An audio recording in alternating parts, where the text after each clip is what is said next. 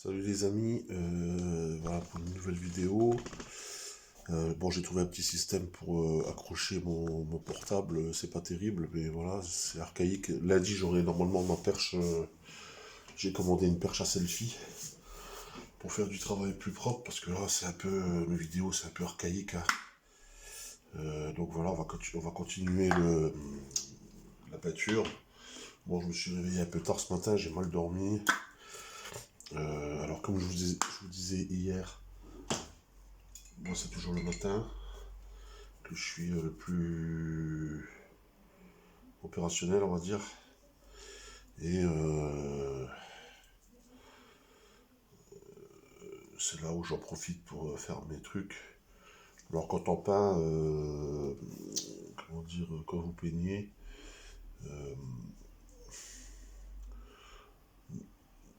ne... pas la peine de peindre 2 heures, si vous voyez ce que je veux dire. Si une demi-heure, vous pouvez en faire tous les jours, mais c'est en fonction de comment vous sentez, quoi. Si vous sentez le coup d'en faire 2 heures, bah faites-en 2 heures, mais ne vous forcez pas n'allez pas vous mettre la rate en courbouillon, comme on dit, pour le faire, quoi. Faites-le tranquillement. Il faut que ce soit un plaisir aussi, la peinture, hein. Il faut que ce soit un plaisir, parce que sinon, ça peut vite... ça peut vite devenir une corvée, et c'est pas bon. C'est pas bon de faire les choses... Bon, encore le professionnel qui doit vendre et tout ça, je comprends, lui, il a une commande. Il passe des commandes, donc il a un cahier des charges, qu'il doit respecter et tout ça et tout ça. Mais nous, en amateur, voilà, on a rien qui nous pousse à produire beaucoup, quoi. On fait un autre rythme, hein. C'est de l'amateurisme, hein, c'est pas du... Donc chacun son rythme. Bon ben voilà, comme je vous disais, quand je peins, ben, c'est de la méditation aussi un peu quelque part. Donc là je pensais, j'étais en train de cogiter à ce que j'allais bien pouvoir vous raconter un peu dans l'histoire de l'art.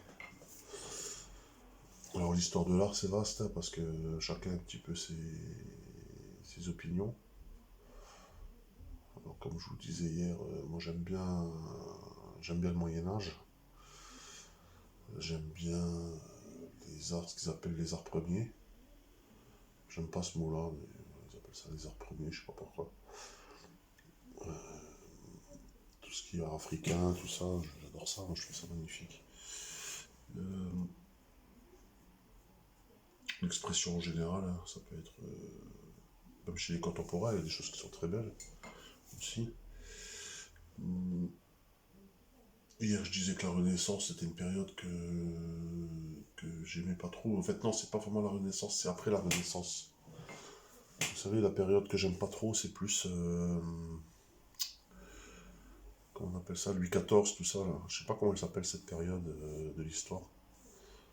Les Bourbons, je sais pas comment on appelle cette période de Louis XIV, là. C'est pas la Renaissance, c'est pas les Lumières. Ah, je sais plus.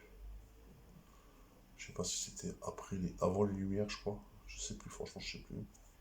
J'aime pas tellement cette période. Ni la révolution industrielle, c'est des périodes dans l'histoire que je suis pas fan de cette période-là. C'est pas des périodes qui m'enchantent, quoi. Bon, après, voilà, il fallait passer par là aussi, hein. C'est des étapes importantes dans l'histoire. Mais tout l'art de cette époque-là, le rococo, tous ces trucs-là, je suis pas trop fan. Quoique ça dépend, il peut y avoir du rococo quand c'est bien, ça peut être détourné dans le moderne, bon encore ça passe, mais je sais pas, je suis pas trop fan de ce truc.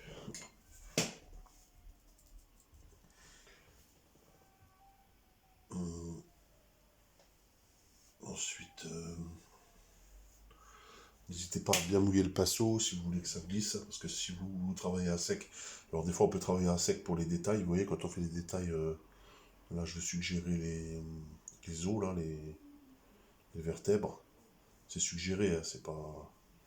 Donc là, comme je vais suggérer les vertèbres, je vais travailler un petit peu à sec pour pas que ça... pour qu'on voie bien les détails.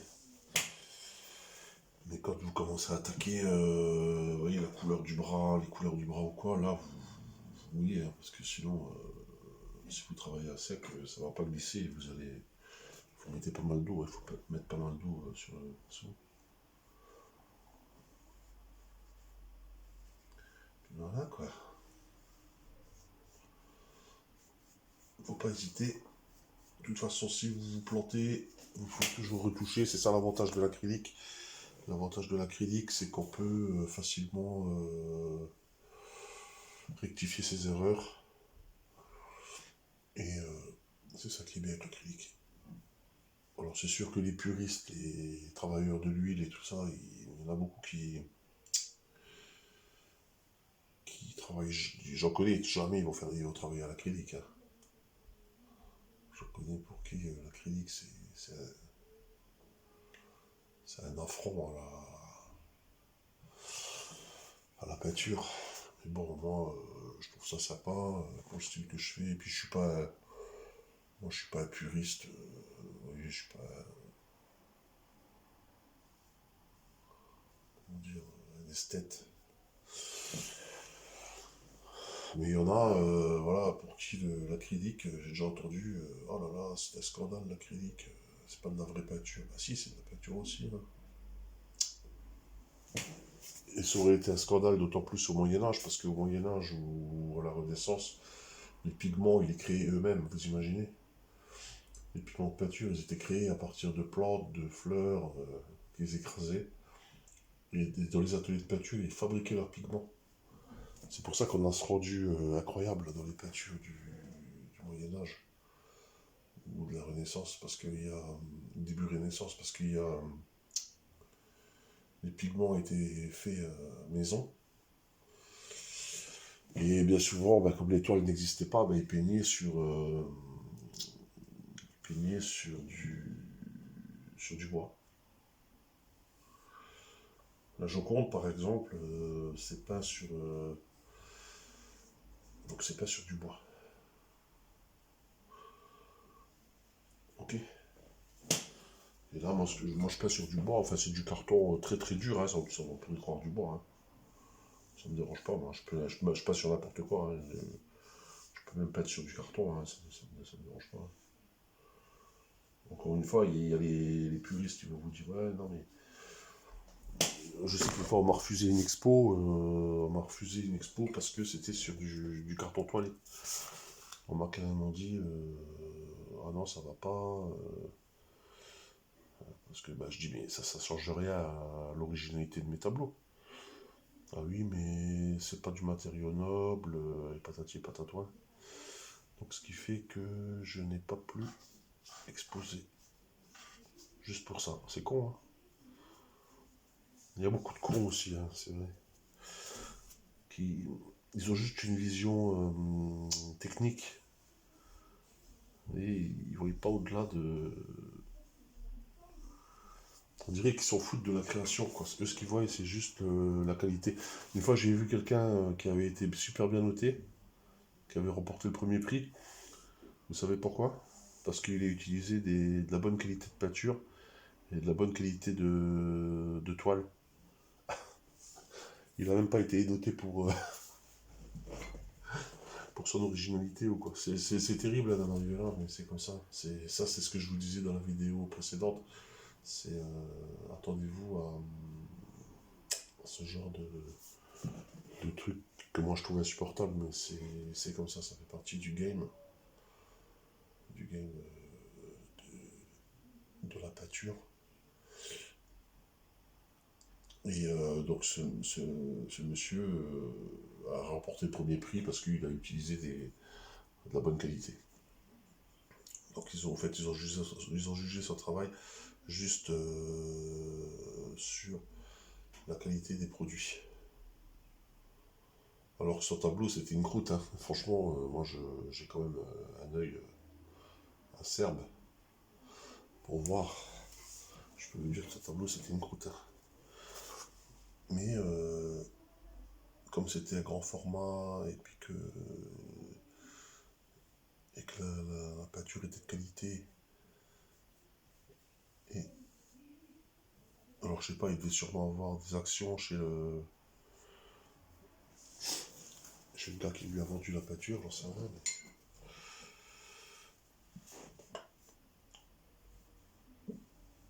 Mais voilà, c'est le genre de truc que vous verrez souvent dans le milieu artistique.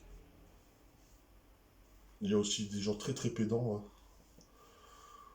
qui ne savent pas trop d'où ils viennent. J'en ai rencontré aussi, ils sont insupportables ces gens-là.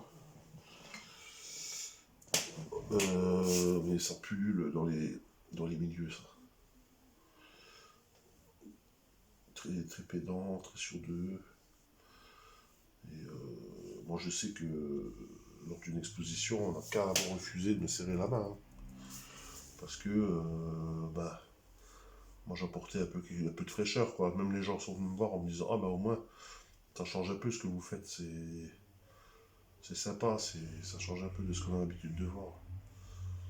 Et donc si vous voulez le premier prix, l'invité d'honneur, bah, il dédaignait de venir me parler. Parce que je n'étais pas dans le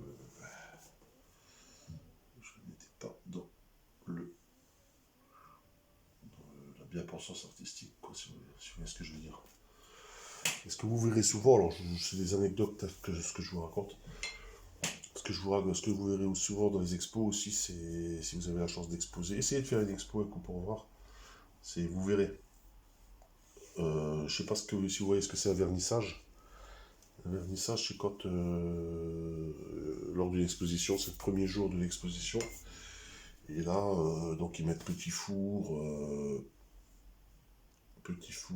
boisson alcoolisée, tout ça et tout ça. Et là, dans les vernissages, c'est blindé. C'est blindé de gens qui viennent juste pour picoler à l'œil et bouffer à l'œil. Et je vous jure que c'est vrai. Et je vous jure que c'est vrai. Et donc le premier jour c'est blindé, vous pouvez même pas vous stationner tellement c'est blindé. Et après ces gens-là se cassent, après avoir bien picolé, et vous les voyez plus. Voilà, ça aussi, ça pullule dans les expos. Et une fois, un ami à moi me disait, tu sais, pour savoir si tu as vraiment du talent, tu fais une exposition sans faire de vernissage.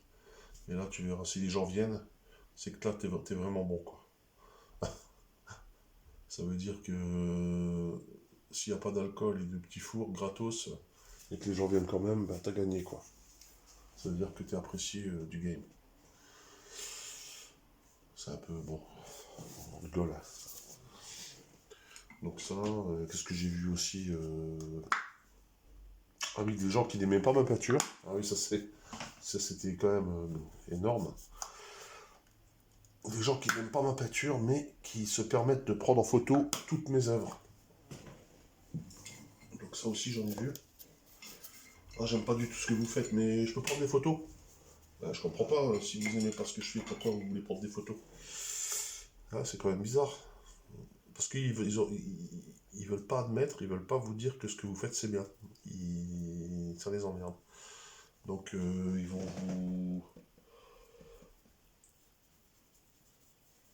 ils vont quand même prendre des photos, hein. Vous savez pas pourquoi ils prennent des photos, mais ils vont le faire quand même. Et mais ils aiment pas ce que vous faites, hein. Mais ils prennent quand même des photos. Alors ça, j'ai jamais vu de ma vie. Ça, c'est un truc.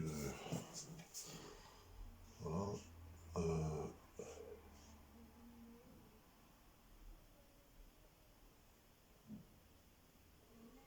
Les mecs, ils aiment pas ce que vous faites, mais ils prennent des photos.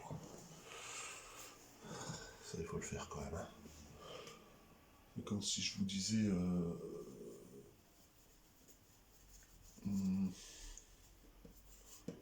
Je sais pas, par exemple, j'aime pas les chats, mais je vais quand même en prendre un, quoi. C'est débile, mais bon, c'est comme ça. Donc ça, qu'est-ce que j'ai vu aussi ah, quand vous avez des livres d'or, donc je vais vous montrer mon livre d'or. Bon, je fais pas ça pour me la péter, mais vous allez voir que je vous pas de conneries. Attends, je suis en train de faire un truc là, Cécile, 2 secondes. Je fais un truc. Donc quand vous avez votre livre d'or, donc là, pour l'instant ça va parce que j'ai eu des bonnes critiques, donc ça va. Et donc, mais par contre, là vous voyez c'est mon livre d'or, donc bravo pour tes œuvres originales, patata. Donc là c'était sympa, parce qu'on m'a bien, on a écrit des trucs sympas dedans. Mais des fois, ce qui peut se passer aussi dans les livres d'or, c'est qu'on peut vous écrire des trucs pas sympas du tout. On peut vous écrire des trucs, c'est souvent quand vous n'êtes pas là. Ça reflète bien le courage des gens aussi. Ça reflète bien le courage des gens, c'est quand vous n'êtes pas là, ils vont vous écrire des méchancetés dans le carnet de votre livre d'or. Ils pourraient s'en passer, hein. Ils pourraient juste dire j'aime pas ce que vous faites, tout simplement. Ils sont pas obligés de vous insulter dans le livre d'or ou des trucs comme ça. Mais ça c'est déjà vu, hein. Ça c'est déjà vu, donc.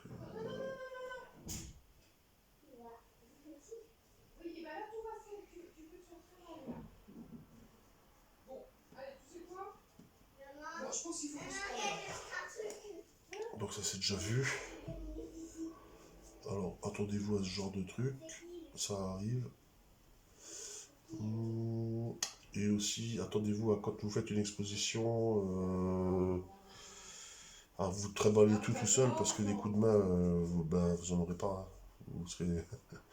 Vous allez vous retrouver tout seul à vous trimballer toute votre peinture. À moins que vous gagnez de l'argent avec vos tableaux, mais sinon ça m'étonnerait que quelqu'un se dévoue pour vous aider à tout trimballer. Donc attendez-vous aussi à ça. Enfin bref, n'attendez rien, quoi. C'est ce que je vous disais hier. Donc là, je peux pas faire ma vidéo, je suis désolé. Bon, voilà, et ce soir ça va être en dessous. Je peux pas faire ma vidéo, donc certaines personnes se permettent de téléphoner pendant 3 heures, mais moi, dès que je fais une vidéo, je suis emmerdé. C'est ce que je vous disais hier, quand vous faites de la création, isolez-vous, quoi. Isolez-vous, parce que sinon,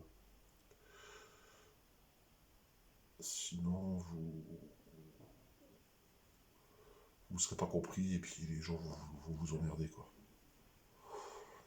Les gens vont vous emmerder. Parce que, pourquoi? Parce que c'est pas une activité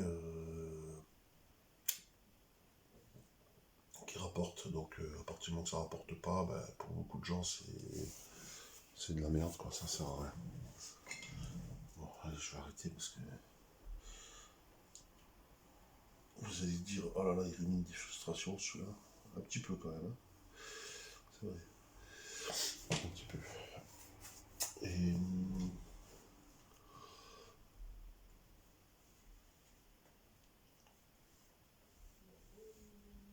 donc faites-vous plaisir.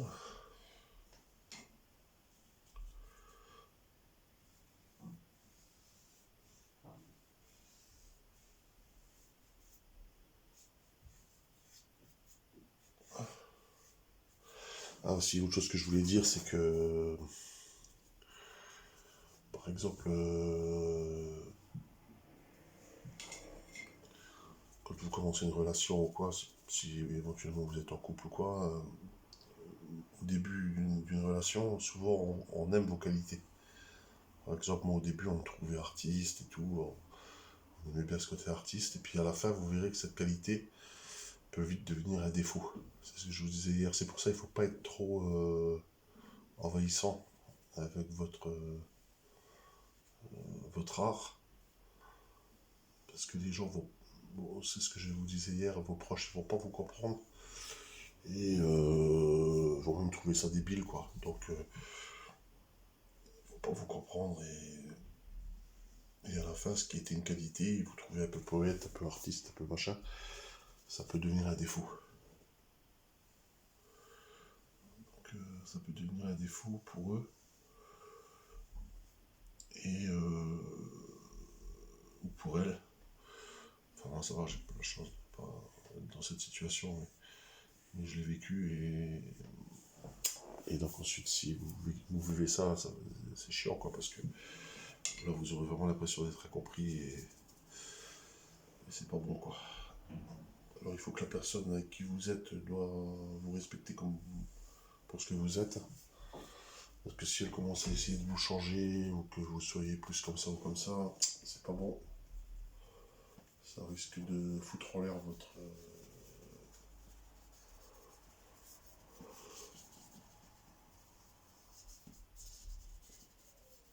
Ça risque de foutre en l'air votre créativité. Puis ce sera dommage parce que vous allez vous dire finalement j'avais du potentiel et tout, puis je suis tombé sur quelqu'un qui m'a empêché de faire mes choses, et puis là ce sera dommage quoi. Moi je dis qu'il n'y a aucun sacrifice à faire, hein. Quand on aime quelque chose il faut le faire et la personne qui est avec vous doit le respecter.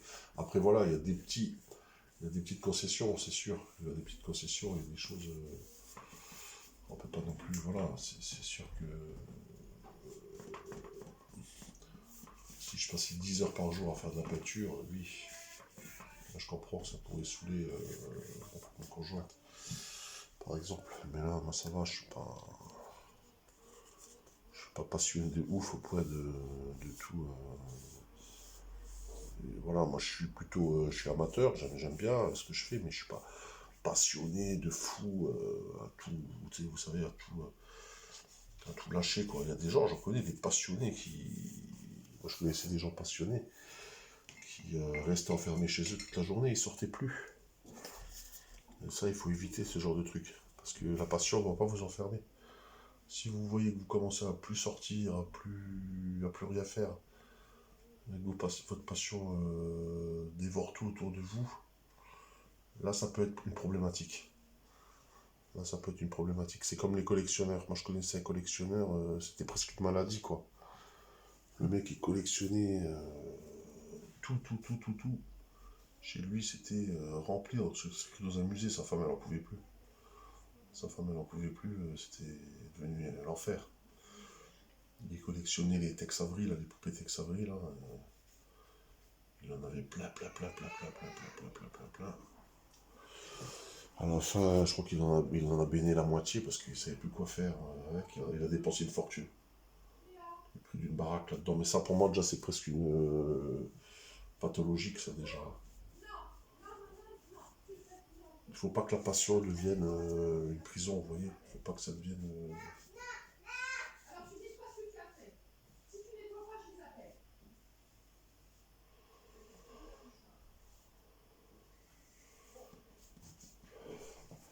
Bon, bah, sur ce, je vais vous laisser parce que je peux plus continuer ma vidéo. Allez, au revoir.